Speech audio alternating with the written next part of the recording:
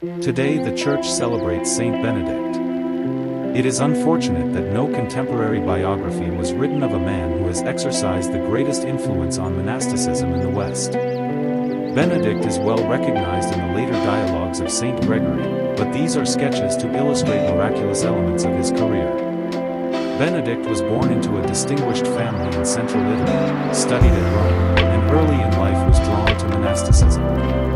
At first he became a hermit, leaving a depressing world, pagan armies on the march, the church torn by schism, people suffering from war, morality at a low ebb. He soon realized that he could not live a hidden life in a small town any better than in a large city, so he withdrew to a cave high in the mountains for 3 years. Some monks chose Benedict as their leader for a while, but found his strictness not to their taste. Still, the shift from hermit to community life had begun for him. He had an idea of gathering various families of monks into one grand monastery, to give them the benefit of unity, fraternity, and permanent worship in one house. Finally he began to build what was to become one of the most famous monasteries in the world, Monte Cassino, commanding 3 narrow valleys running toward the mountains north of Naples. The rule that gradually developed prescribed a life of liturgical prayer, study, manual labor, and living together in community under a common abbot.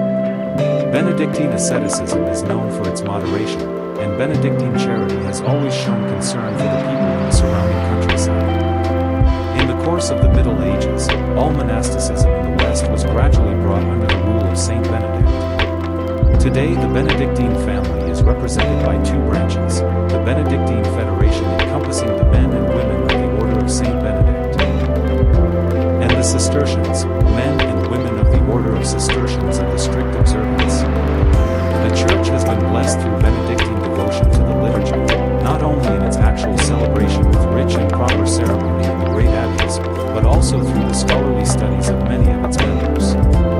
Liturgy is sometimes confused with guitars or choirs, Latin or Bach. We should be grateful to those who both preserve and adapt the genuine tradition of worship in the Church. Saint Benedict is the patron saint of Europe, kidney disease, monastics, poisoning, schoolchildren. Saint Benedict, please pray for monks and nuns all over the world in Jesus' mighty name, amen.